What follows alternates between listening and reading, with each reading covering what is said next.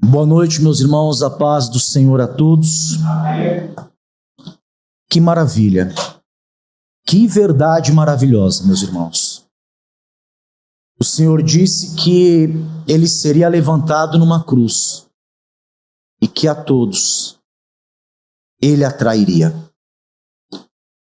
E como aqueles israelitas ali no deserto, picados por aquelas víboras, envenenados para a morte, assim como eles olharam para aquela serpente de metal e puderam ser poupados, Jesus Cristo também, levantado naquela cruz, atraiu o nosso olhar para Ele.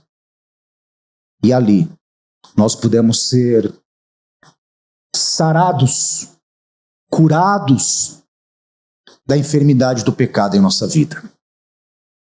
E por Ele, somente por Ele, termos vida eterna.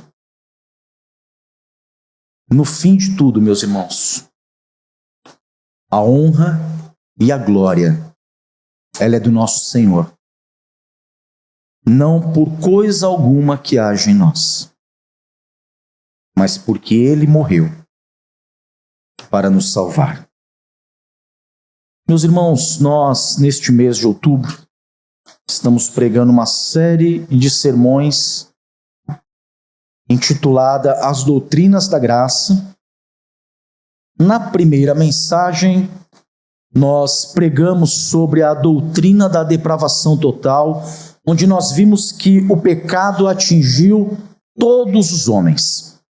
Vimos ali que não há um justo nenhum sequer. Ninguém por si só busca a Deus ou pode fazer algo que salve a si mesmo.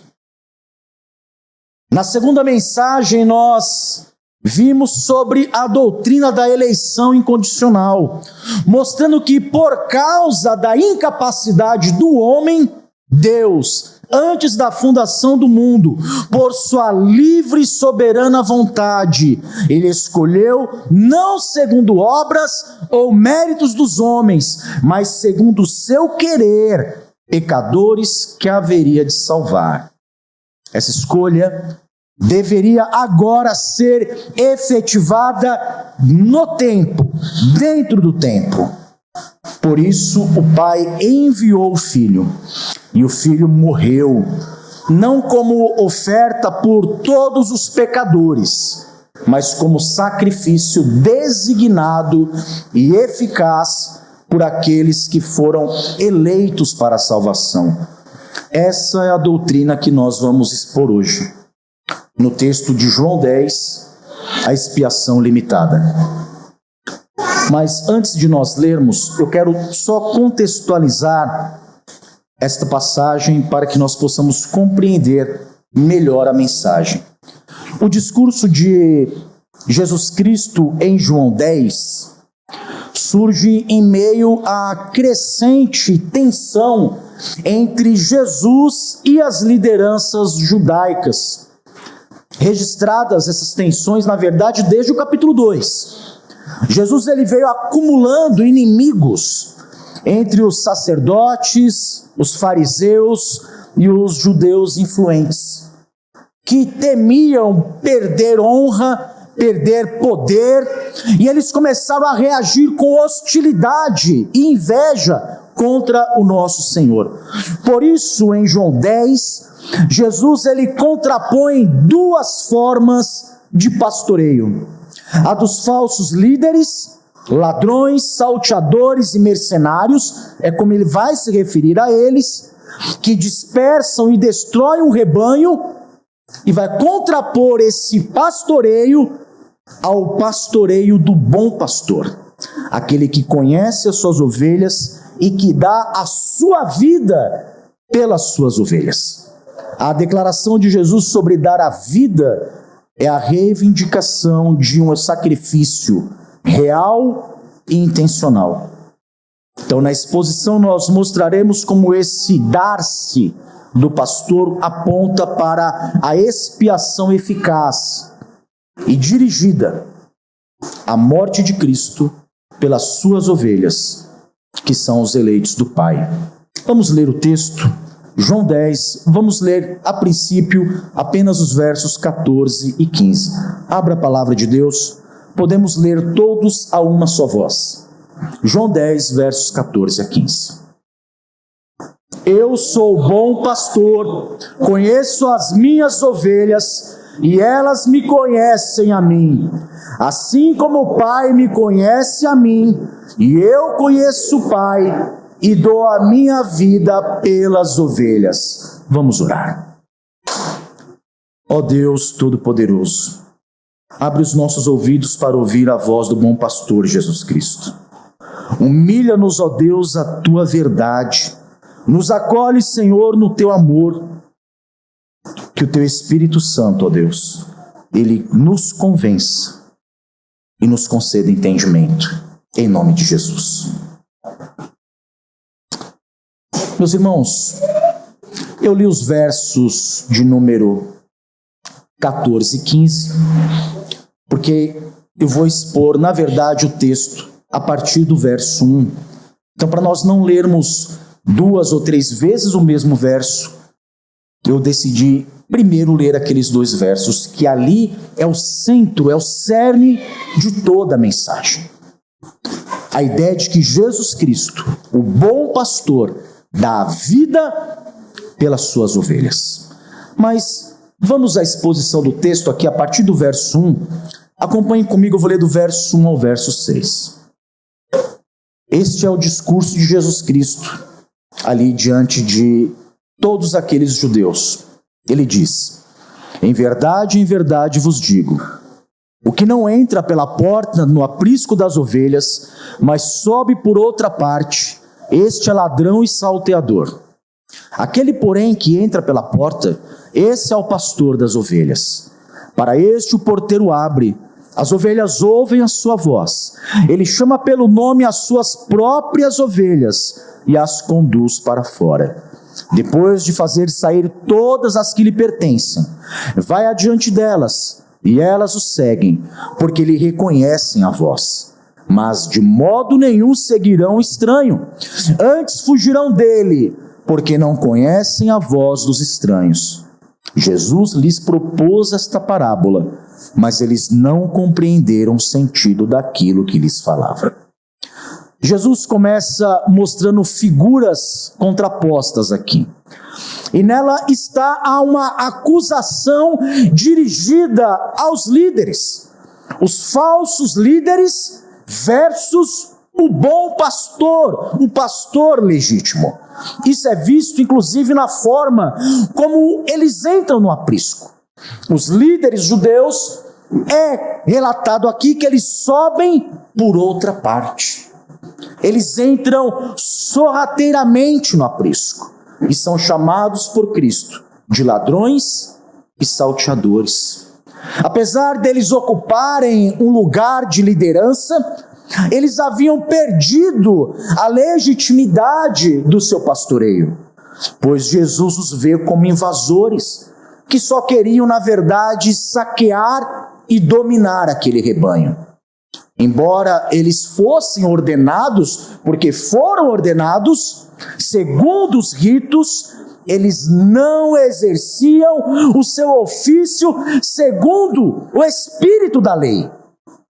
Lhes faltava, principalmente, meus irmãos, o amor para com as ovelhas. Cristo, porém, se apresenta aqui como um pastor que entra pela porta, muito diferente dos seus opositores. Ele entra pela porta, isto é, com legitimidade, com direito, com autoridade que é dele mesma. Autoridade marcada não por honras humanas, como aqueles homens tinham, mas uma autoridade marcada pela sua pessoa e obra. Em seguida, irmãos, nós vemos o relacionamento entre o pastor e as ovelhas. Perceba que o texto vai dizer que ele as chama pelo nome. elas ouvem a sua voz, ele as conduz para fora e elas o seguem, porque reconhecem a sua voz. É aqui que a cena revela uma intimidade concreta. Não é um rebanho anônimo, mas é um povo que foi pessoalmente conhecido e amado pelo pastor. Ele as conhece pelo nome. Essa voz que o pastor usa é a voz da pregação do Evangelho. Quando Jesus chama as suas ovelhas, elas ouvem. E esse ouvir não é um mérito humano, mas esse ouvir é o fruto do chamado eficaz, de uma voz que opera no coração e atrai o pecador a Cristo Jesus. Em linguagem teológica, aqui nós vemos a ideia, inclusive, de uma outra doutrina, que é a da graça irresistível. O Evangelho que, quando soa, o Espírito usa para abrir os ouvidos das ovelhas, atraindo cada uma delas até Cristo Jesus. A eleição incondicional, outra doutrina que vimos domingo passado, também aparece implicitamente aqui nessa cena.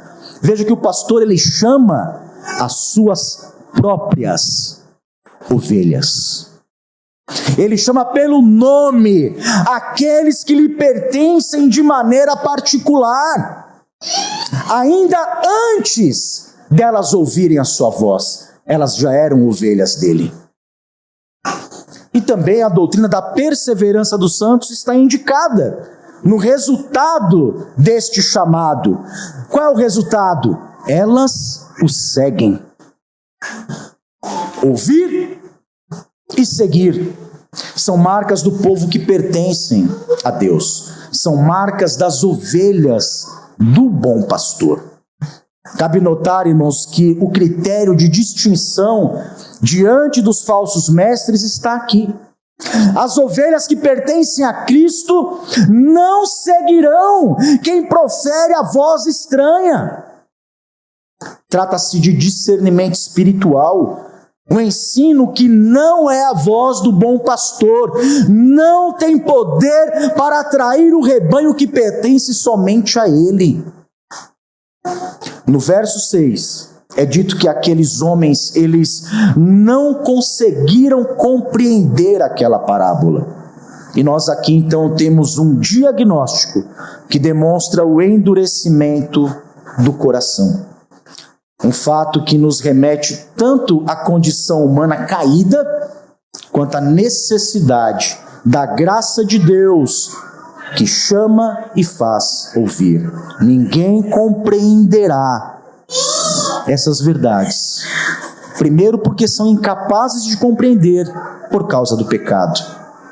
E só poderão compreendê-las se a graça operar primeiro nos seus corações. Mas vamos ler agora do verso 7 ao verso 10.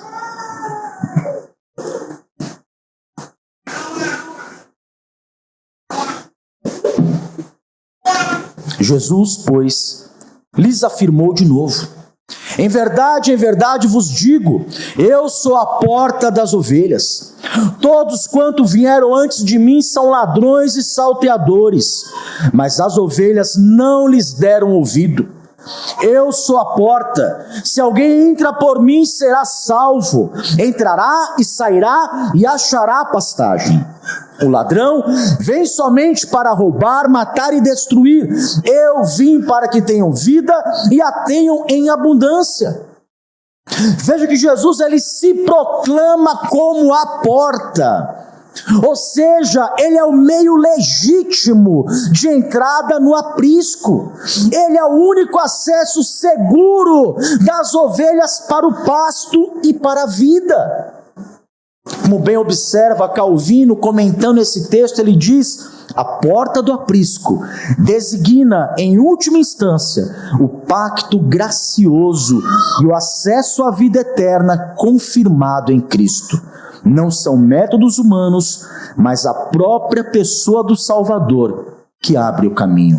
Irmãos, mais uma vez, nós vemos que Jesus Cristo, Ele é o único e verdadeiro, não apenas caminho, mas Ele é a única e verdadeira porta da salvação. Ninguém pode assumir o lugar dele. Este lugar lhe pertence. Também nós podemos ver Jesus aqui se referindo aos líderes que vieram antes dele, os que não entraram pela porta. Ele se refere a eles aí no texto como ladrões e salteadores. Eles aparentam uma liderança, mas na verdade eles invadem para saquear, porque é isso que um ladrão e salteador faz. Ele invade para saquear, para tirar a vida daquele rebanho. Em contraste com usurpadores, vem o próprio Cristo. Ele é a porta, e quem entra por ele será salvo. Entrará, sairá, achará pastagem. É curioso que muitos interpretam aqui no versículo 10 o ladrão como sendo Satanás. Irmãos, nós não podemos negar que roubar, matar e destruir seja tarefa do diabo, porque é. Mas o texto não está se referindo especificamente a ele.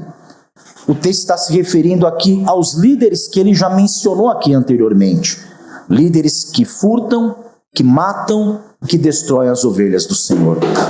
Mas o Senhor, pelo contrário, veja que Ele dá vida, e Ele dá vida com abundância.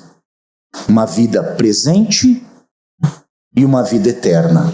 Alimento e proteção. Isso é dado pelo Senhor Jesus Cristo. Assim, o acesso por Cristo, ele é vital. A porta legítima, cujo propósito é um só: conduzir as suas ovelhas ao pasto, a plenitude de vida, a vida eterna, uma vida que teve um preço, uma vida que teve intenção. E o preço e a intenção pela vida dessas ovelhas é tão simplesmente a morte substitutiva e eficaz do bom pastor em favor das suas ovelhas. É o que nós vemos aí a partir agora do verso de número 11. Verso 11. Eu sou o bom pastor. O bom pastor dá a vida pelas ovelhas. O mercenário que não é pastor, a quem não pertencem as ovelhas, vê vir o lobo, abandona as ovelhas e foge. Então o lobo as arrebata e dispersa. O mercenário foge, porque é mercenário e não tem cuidado com as ovelhas. Então, a partir do verso 11, o Senhor ele revela o propósito pelo qual ele foi enviado. Um único propósito: dar a vida pelas ovelhas. Note que a palavra bom está aí junto com o pastor. Cristo ele não é apenas um pastor entre tantos. Ele é o pastor marcado pela bondade, por uma bondade superabundante. E essa bondade, ela não se expressa em gestos simbólicos, mas se expressa numa entrega real, numa entrega substitutiva. Essa é a prova da sua bondade. Ele decidiu morrer pelas suas ovelhas. Cristo, o bom pastor, ele conhece e chama as suas ovelhas pelo nome delas. Ele alimenta as suas almas e, estando nós então subjugados pelo pecado, ele dá a própria vida em nosso favor. É como nos lembra o apóstolo Paulo, dizendo que Cristo amou-nos e se entregou por nós quando nós ainda éramos pecadores. Essa é a prova do amor de Deus. Cristo morreu por nós, entregou a própria vida, morte substitutiva, morte por amor, morte eficaz para salvar o rebanho que lhe pertence. Esta é a morte de Cristo para salvar a mim e salvar a você, salvar todos aqueles a quem ele elegeu antes ainda da fundação do mundo. E o contraste aqui não poderia ser mais severo. Jesus, ele se contrapõe ao mercenário. O mercenário é um homem contratado, sem laço, sem propriedade. Quando o perigo vem, o mercenário foge, porque a motivação do mercenário é o ganho, é o lucro, não é o amor. Assim, o critério decisivo e verdadeiro do pastoreio surge com muita clareza aqui. O mercenário, ele pensa em preservar apenas a si mesmo. Mas o bom pastor, ele não preserva a própria vida, pelo contrário, ele dá a própria vida pelas suas ovelhas. Agora nós podemos chegar aqui ao núcleo do texto, onde Jesus ele repete e ele fundamenta a verdade central da obra redentora dele. Os versos 14 e 15 que nós já lemos e vamos ler novamente.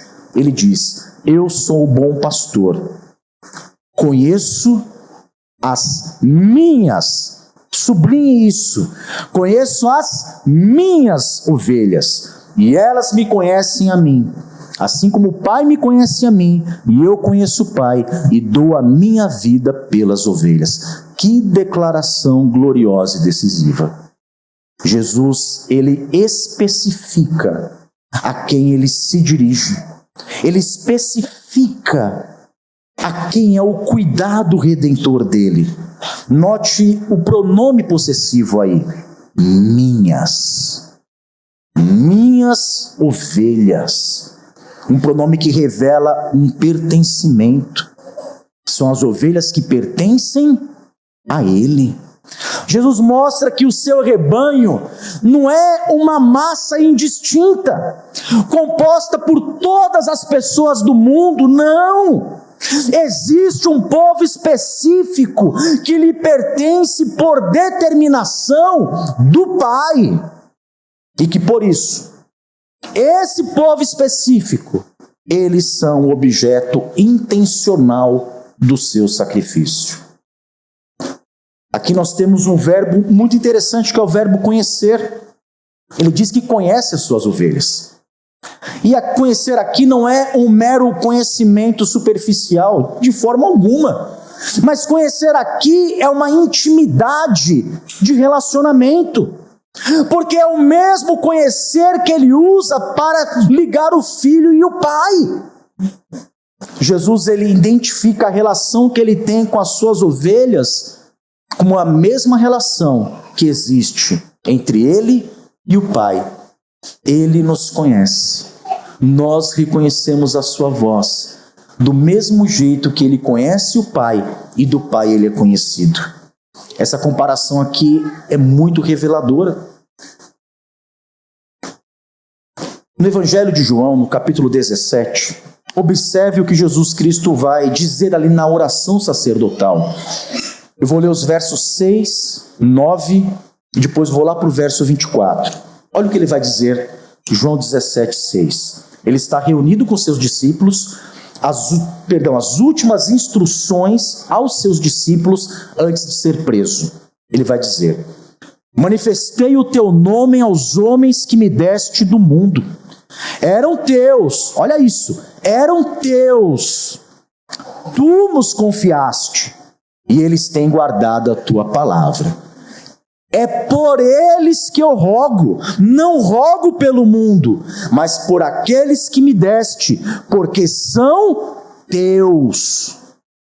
Pai, a minha vontade é que onde eu estou, estejam também comigo os que me deste, para que me vejam a minha glória que me conferiste, porque me amaste antes da fundação do mundo. Pai justo, o mundo não te conheceu, eu, porém, te conheci, e também estes compreenderam que tu me enviaste.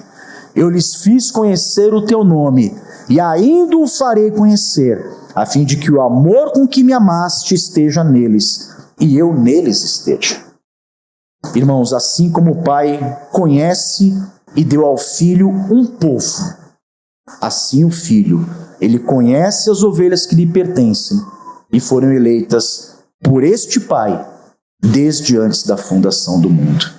Como nós ouvimos aqui no domingo passado, o texto lá de Efésios, no capítulo 1, no verso 4, que disse: assim como nos escolheu nele, antes da fundação do mundo, para sermos santos e irrepreensíveis perante ele, e em amor nos predestinou para ele, para a adoção de filhos, por meio de Jesus Cristo, segundo o beneplácito da sua vontade.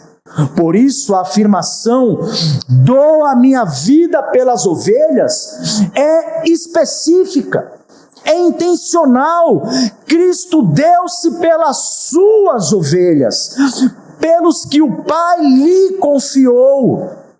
Então a cruz, ela não foi um gesto indeterminado, sem objetivo definido, mas foi um ato dirigido, eficaz para aqueles a quem Deus quis redimir. Quem lê, irmãos, João 10, com coerência, ele consegue ver essa distinção. Há ovelhas que pertencem ao bom pastor, e a incredulidade também mostra que há ovelhas que não pertencem a Cristo. Aí em João 10, o verso 26, olha o que ele vai dizer. Eu vou voltar nesse verso, mas olha o que esse verso vai dizer. Verso 26 de João 10. Mas vós não credes. Olha o motivo pelo qual eles não creem. Porque não sois das minhas ovelhas. A doutrina é clara, irmãos. A expiação de Cristo, a morte dele naquela cruz, teve como alvo os seus eleitos, e só estes. No tempo, dentro do tempo, essa efetividade ela se manifesta no chamado, no crer, na perseverança daqueles que o pastor conhece e salva. E para corroborar essa verdade, o apóstolo Paulo, lá em Efésios 5, no verso 25, olha o que ele vai nos ensinar. Para fortalecer essa verdade, ele vai dizer: maridos, amai vossa mulher. Tá bom, Cláudio, mas está dizendo aqui, um texto falando de marido e mulher, o que isso tem a ver com o que você está falando? Porque o verso continua. Ele vai estabelecer como é que tem que ser este amor. Ele vai trazer um exemplo de como tem que ser o amor do marido para com a esposa. E o exemplo que ele usa é o seguinte: maridos, amai a vossa mulher, como também Cristo amou a igreja e a si mesmo se entregou por ela. Percebam, irmãos, novamente a especificidade. Cristo amou a igreja. Ele se entregou, morreu, deu a vida por ela. A igreja é o conjunto dos eleitos, aqueles a quem Deus, o Pai, escolheu desde antes da fundação do mundo. Então Cristo morreu somente pela igreja. Ele morreu pelos seus eleitos, e a sua morte, portanto, ela foi particular, limitada no sentido que se limita a um grupo específico. Ele morreu exclusivamente pela noiva que ele escolheu. É por esses que Cristo morreu. Irmãos, essa verdade ela afasta uma imagem muito comum no meio evangélico. A imagem de um grande depósito celeste de créditos disponíveis para salvar qualquer um, no sentido de salvar a todos. Irmãos, a cruz, ela não foi um fundo de créditos abstrato. Não foi. A morte de Cristo foi um pagamento efetivo de uma dívida. Lá em João 19:30, Jesus Cristo, uma das últimas palavras ele vai dizer naquela cruz: está consumado. É um termo comercial, ele disse ali literalmente, está pago. Está pago. Indicando que algo foi quitado, uma dívida foi paga e foi paga de forma precisa, de forma completa. Cristo naquela cruz pagou a dívida dos nossos pecados. Se Cristo tivesse pago, irmãos, a dívida de toda a humanidade, indiscriminadamente, se ele tivesse morrido ali por todas as pessoas de todas as eras do mundo inteiro, logicamente, irmãos, ninguém mais então poderia ser condenado, pois ele teria pago a dívida de todos. Porém, as Escrituras, elas ensinam que nem todos serão salvos. Assim, o pagamento realizado na cruz, ele foi realizado pelos seus, pelos eleitos do Pai, e tão somente por estes. Estes têm os seus pecados cancelados. É para estes que o apóstolo Paulo escreve dizendo que Cristo pegou a cédula que era contrária a nós e cravou na cruz. Para estes. Além disso, irmãos, lá em Romanos 3, Paulo vai nos mostrar Cristo sendo oferecido para fazer a propiciação pelo seu sangue. Depois você leia Romanos 3. Aqui ele está, quando ele fala de propiciação pelo seu sangue, ele está remetendo aqui ao dia da expiação no Antigo Testamento. Os irmãos aqui acompanharam a leitura diária feita ali em Levítico. Então isso é uma imagem comum aos irmãos hoje. No dia da expiação, um animal era morto. O seu sangue era aspergido sobre o propiciatório para expiar o pecado de quem? Dos cananeus, dos moabitas, dos egípcios, para expiar o pecado do povo de Deus. E assim apaziguar a ira divina. Isso é a propiciação. É o apaziguamento da ira de Deus. Essas sombras nos ensinam que o pecado, ele exige um preço. E que por meio dos sacramentos, ali do Antigo Testamento, Deus, Ele mesmo, providenciou um meio de purificação para o seu povo. E o meio foi aquele: um animal sacrificado, o sangue aspergido sobre a arca, sobre o propiciatório, para que aquele povo tivesse o pecado coberto e a ira de Deus fosse apaziguada e não os destruísse. Aquilo era uma figura que encontra o pleno cumprimento em Cristo. O sangue do Cordeiro de Deus, Cristo Jesus, que cobre o nosso pecado. O sangue de Cristo que satisfaz a justiça de Deus em favor do seu povo. Irmãos, se a propiciação de Cristo fosse aplicada universalmente a todos, sem exceção, a ira de Deus também estaria totalmente apaziguada sobre toda a humanidade.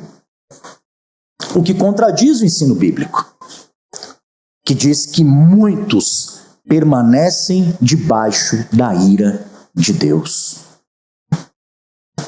Portanto, compreendermos que a propiciação é real, eficaz, e foi cumprida ali na cruz, e que a sua aplicação segundo o plano da Trindade, revelado na Escritura, alcança apenas o povo que Deus deu ao Filho, é fundamental para que toda a glória ela seja dada a Deus por todos os seus feitos e decisões.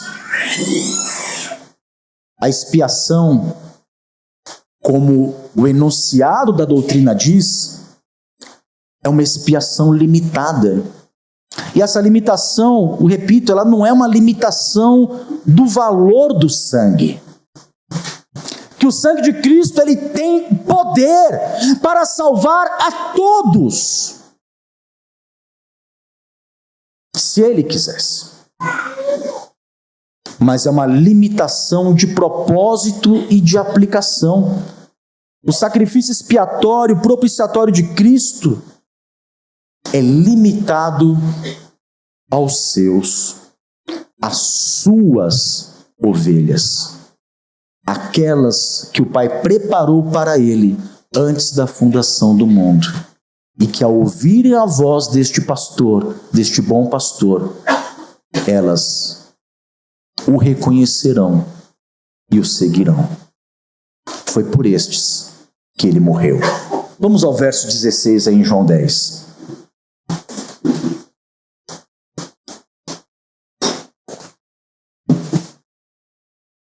Ele continua dizendo: ainda tenho outras ovelhas, não deste aprisco.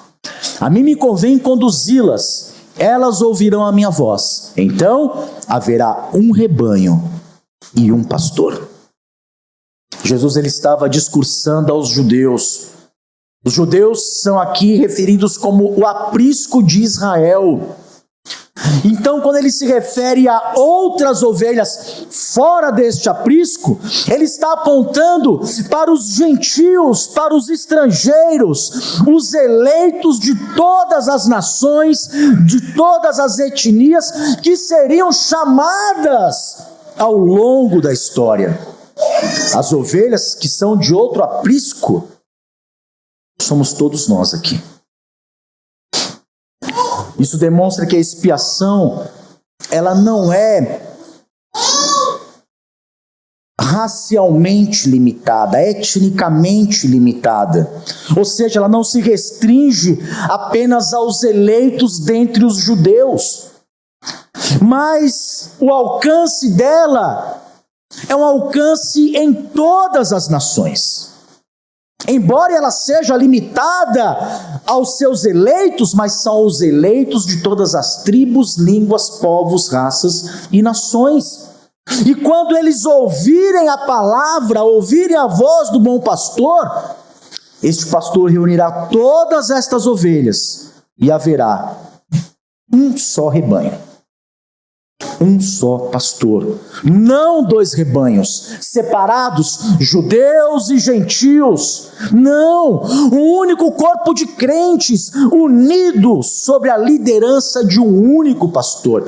Essa verdade havia sido inclusive profetizada mais à frente pelo próprio sumo sacerdote. Olha o que o sumo sacerdote vai dizer em João capítulo 11, versos 51 e 52, ele vai dizer...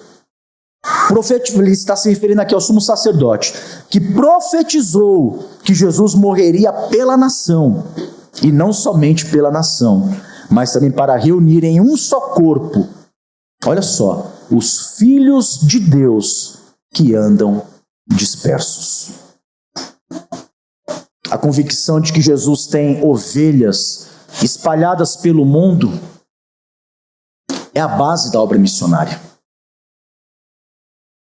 Essa verdade, ela tem que nos impulsionar a levar o evangelho a todos os cantos da terra, sabendo que a palavra, ela não voltará vazia, mas ela vai alcançar aqueles que o Pai escolheu e por quem Cristo morreu.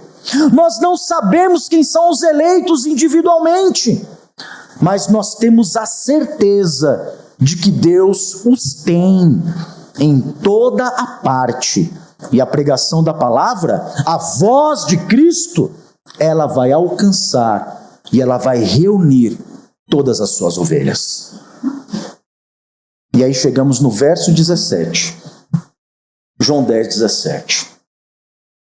Por isso o Pai me ama, porque eu dou a minha vida para reassumir Ninguém a tira de mim, pelo contrário, eu espontaneamente a dou. Eu tenho autoridade para entregar e também para reavê-la.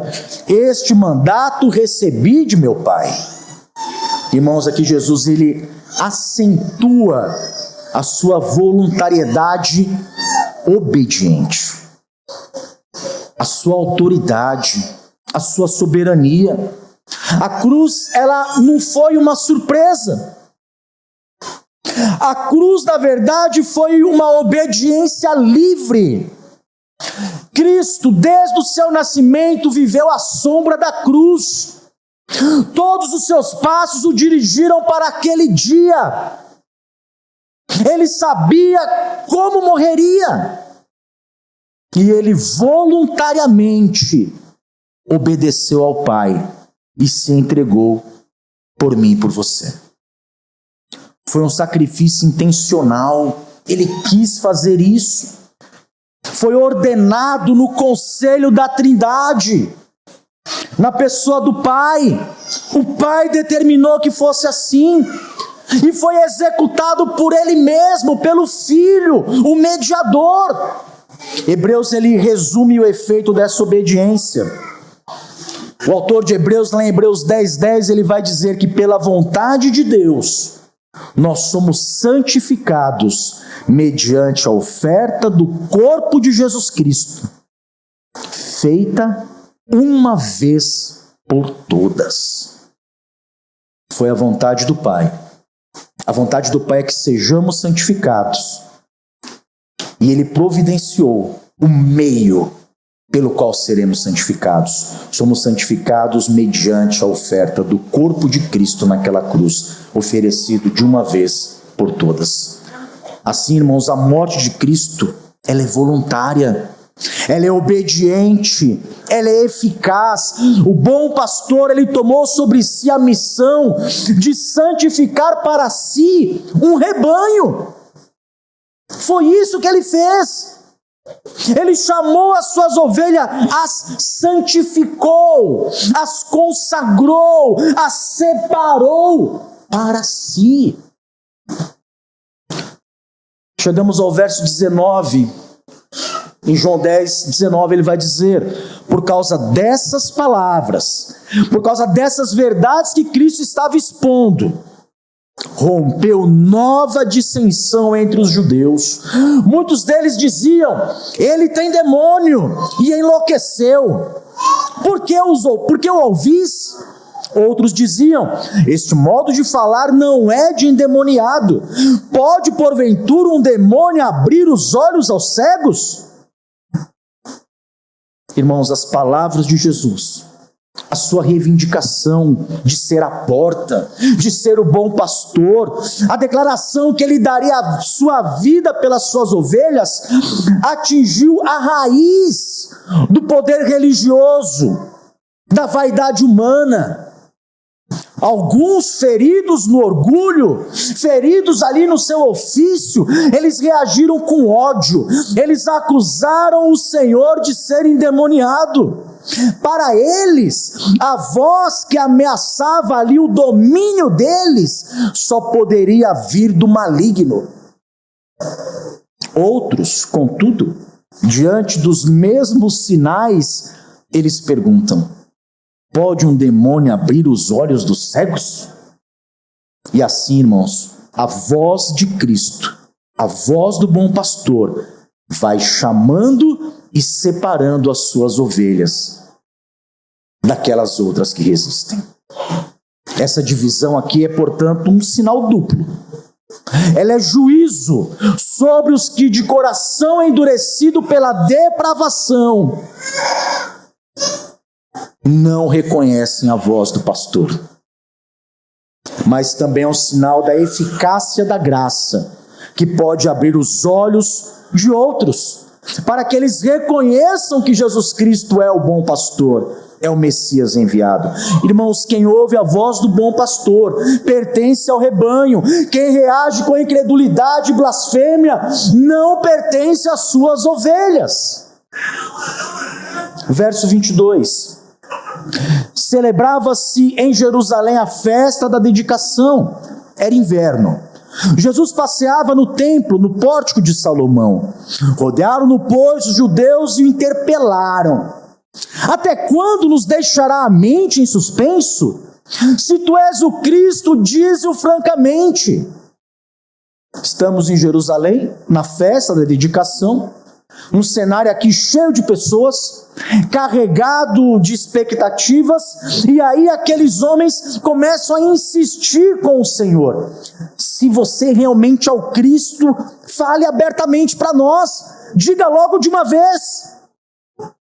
À primeira vista parece um pedido por clareza, só que na prática isso aqui era uma cilada.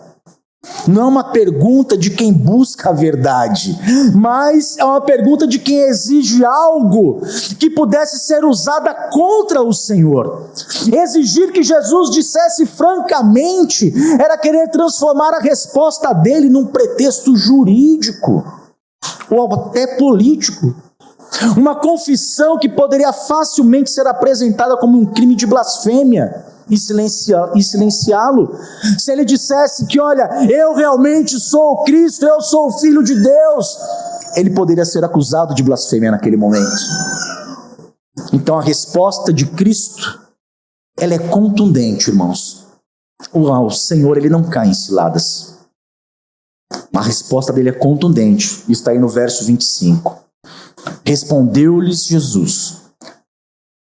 Perguntaram se ele era o Cristo. E ele vai dizer aqui: já vos disse e não credes. Ou seja, eu já disse e vocês não creem.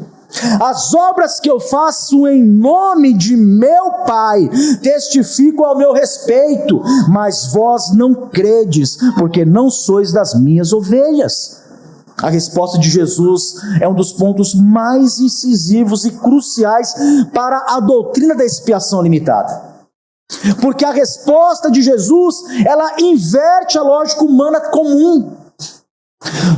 Perceba, Jesus, ele não está dizendo: vocês não são minhas ovelhas, porque não creem.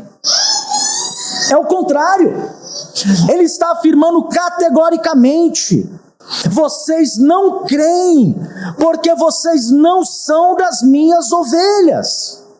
A incredulidade daqueles judeus não era a causa, mas a incredulidade deles era uma consequência direta e inevitável deles não serem ovelhas de Cristo. Não é que eles não eram ovelhas porque eles não creram, era o contrário. Eles não criam, eles não podiam crer, era impossível eles crerem por um único motivo: eles não eram ovelhas do Senhor Jesus Cristo. Jesus, ele deu a sua vida pelas suas ovelhas. Se aqueles judeus não eram suas ovelhas, segue-se logicamente que ele não deu a sua vida por eles. Não há sentido em pensar que Cristo morreu por aqueles que ele explicitamente declara que não são suas ovelhas e que por isso não creem. A morte de Cristo, portanto, ela é específica para suas ovelhas e não para todos os homens indistintamente. Esta verdade, ela é ainda mais confirmada na oração sacerdotal de Cristo, texto que nós já lemos aqui. João 17, versos 6 e 9. Manifestei o teu nome aos homens que me deste do mundo. Eram teus, tu nos confiaste, e eles têm guardado a tua palavra. E olha o que ele vai dizer. Olha o que ele vai dizer. É por eles que eu rogo, não pelo mundo, mas por aqueles que me deste, porque são teus. Jesus aqui explicitamente está declarando que ele não roga pelo mundo, e sim por aqueles que o Pai lhe deu. A obra sacerdotal de Cristo, ela é uma unidade, meus irmãos. Sua morte expiatória na terra está intrinsecamente ligada à intercessão que ele faz nos céus. Jesus morreu pelo seu povo e intercede somente pelo seu povo. Não é concebível que ele morresse por todos, mas intercedesse somente por aqueles que o Pai lhe deu. Há dois exemplos. O exemplo de Pedro e de Judas é chocante e é muito ilustrativo. Na mesma noite da traição, ambos falharam.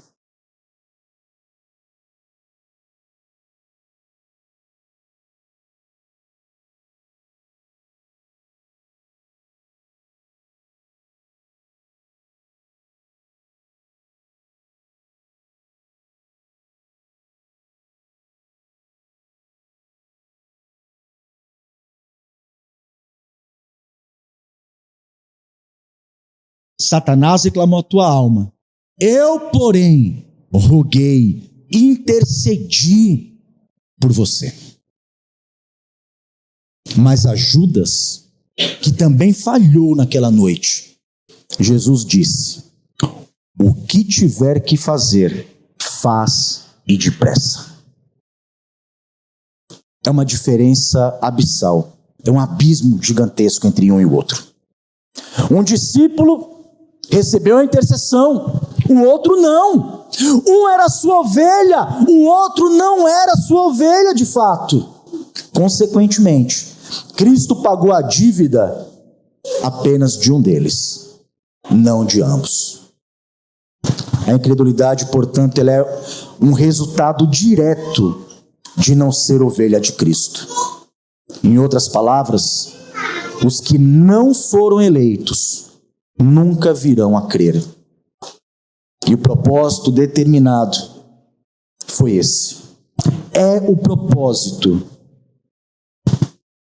determinado pelo amor eterno do Pai e do Filho. A cruz salva de maneira eficaz as suas ovelhas. Por fim, versículo 27. João 10, 27. Este foi o versículo que transformou totalmente a minha vida. Quando eu entendi isso aqui, tudo mudou. O Senhor Jesus Cristo vai dizer: as minhas ovelhas ouvem a minha voz, eu as conheço e elas me seguem. Eu lhes dou a vida eterna, jamais perecerão e ninguém as arrebatará da minha mão. Aquilo que meu Pai me deu é maior do que tudo, e da mão do meu Pai ninguém pode arrebatar. Eu e o Pai somos um. Aqui nós alcançamos o ápice da promessa do bom pastor, o fruto certo e perseverante da obra dele. Primeiro, ouvir e seguir.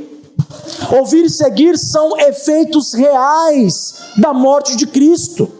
Não são meros esforços humanos, mas é a resposta viva que nasce em nosso coração quando a voz do pastor nos alcança.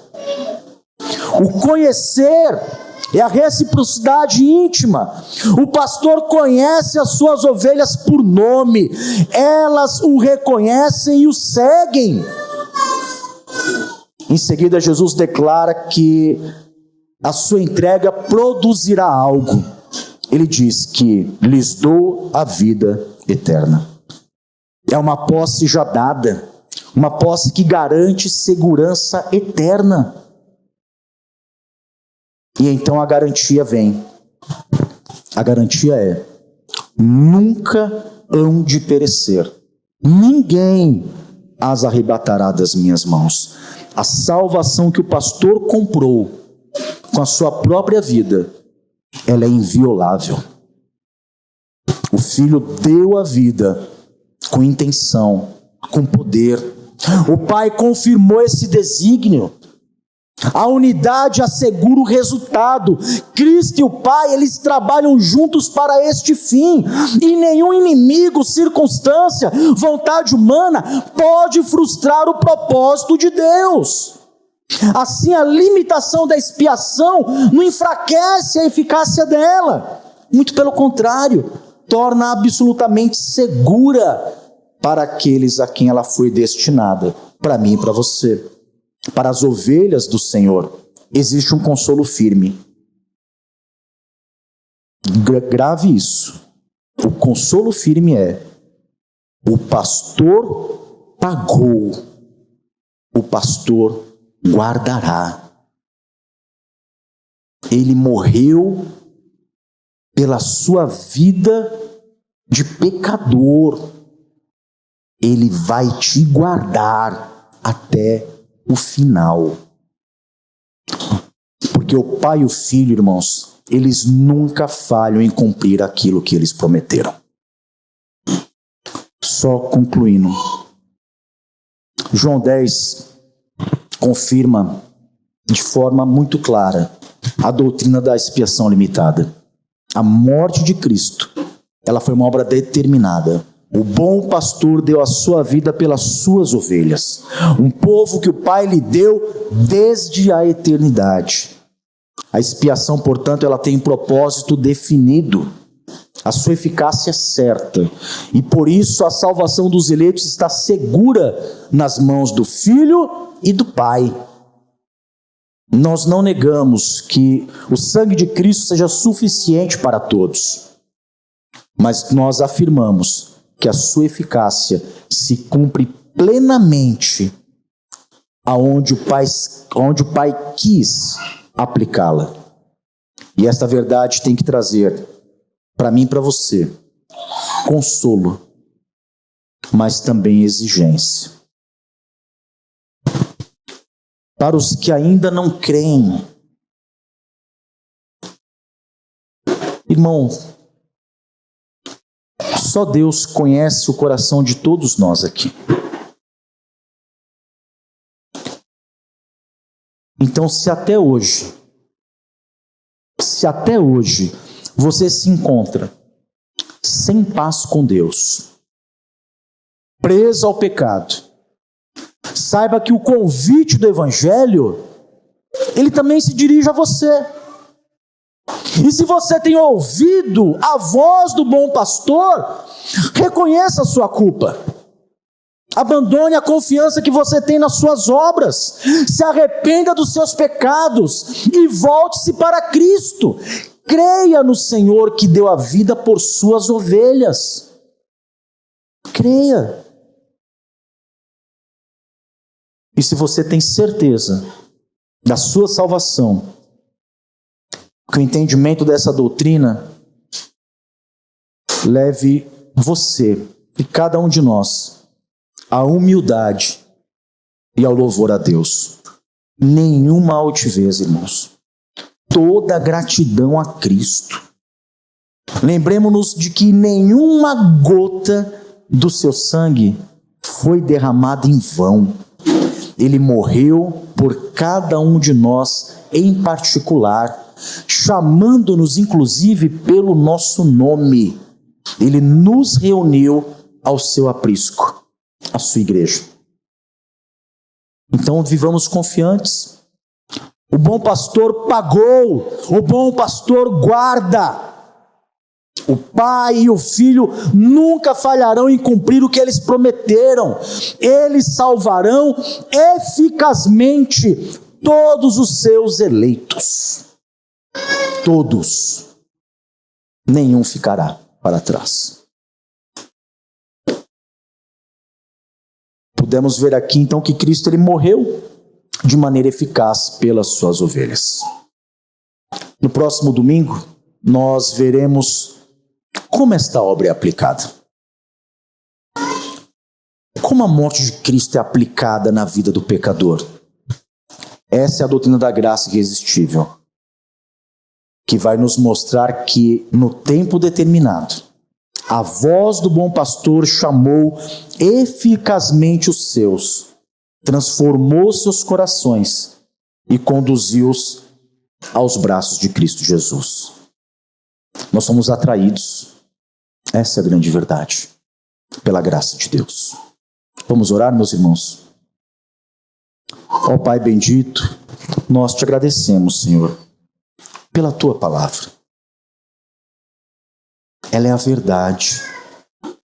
ainda, ó Deus, que a lógica humana, ainda que a razão deste mundo não a compreenda, o Senhor tem revelado, descortinado a Tua palavra diante dos nossos olhos. E agradecemos, ó Deus, por ter nos escolhido desde antes da fundação do mundo. E porque dentro do tempo, o Senhor enviou o Teu Filho para morrer naquela cruz, num sacrifício cruento, num sacrifício, ó Deus, marcado de dor e de sangue, para salvar pecadores que o Senhor amou desde antes da fundação do mundo. Te louvamos, ó Deus, porque foi pela pregação da palavra que a voz do bom pastor um dia nos chamou.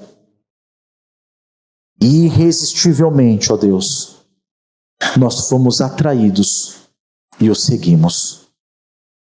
Te agradecemos, ó Deus, porque a Tua palavra nessa noite nos mostrou que estamos guardados na mão daquele que se entregou por nós e que não seremos tomados das mãos dele e da mão do Senhor.